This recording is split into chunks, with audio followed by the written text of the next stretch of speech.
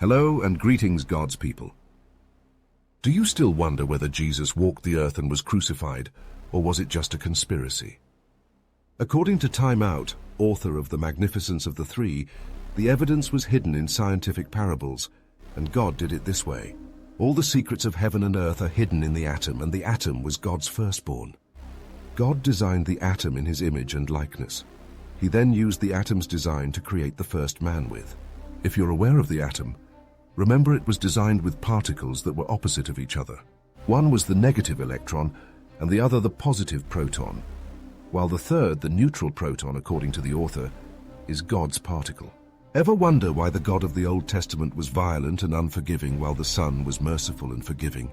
The stories were designed to preserve the image of God's dual personality that the snake told Eve in Genesis.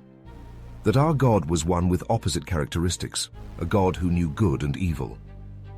The Father in the Old Testament and the Son in the New Testament displayed these opposite characteristics. For example, God the Father demanded sacrifices from man to him.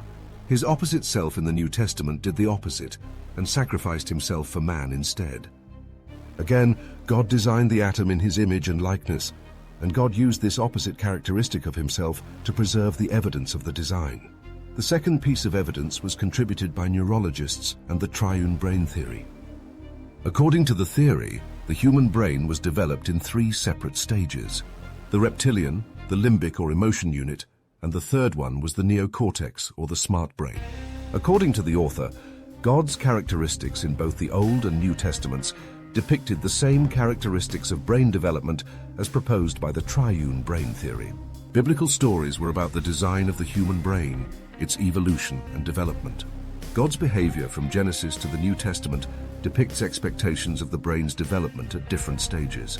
God's behavior in the Torah and the rest of the Old Testament can be explained today by the characteristics of the reptilian brain as proposed by the triune brain theory.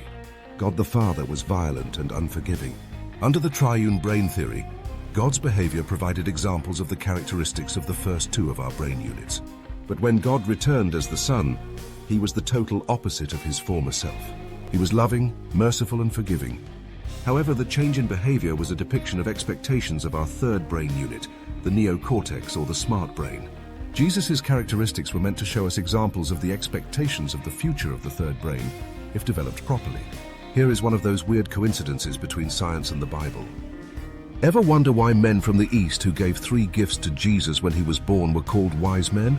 That was how God left a marker to identify the third brain unit with. Coincidentally, as if by conspiracy, our neurologists refer to the third brain unit as the smart or modern brain. Weird, right? So the third piece of evidence also has to do with the atom. The atom was first recorded when it was revealed by the snake in Genesis, when it told Eve that if she sought knowledge, she would be like God who knew good and evil. That was the image of the atom's magnificence of the three. The depiction of the atom in a relationship of 3 began there and continued through to the New Testament. It was appropriate then for God's mission on earth to end with depicting the magnificence of the 3.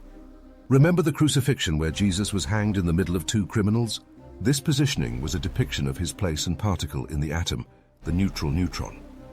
Remember, God can be everywhere in the cosmos at once because he lives in the atom as the neutron particle. This is why he has omnipresence.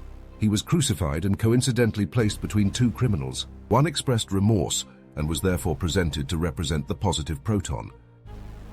His opposite did not show remorse for his behavior, therefore a depiction of the negative electron. Therefore, the crucifixion depicted the structure of the atom that began in Genesis. Remember that nobody knew anything about the atom 2,000 years ago when these stories were put together. Other pieces of evidence regarding whether Jesus was real or a conspiracy theory have been submitted in The Magnificence of the Three for your review. But these are examples of how science provided evidence to explain the meaning of biblical parables. Get yourself a copy to review and decide whether the debate is over. The evidence, however, is overwhelming on behalf of a designer. Thank you for your time, and I'll see you soon. Stay blessed.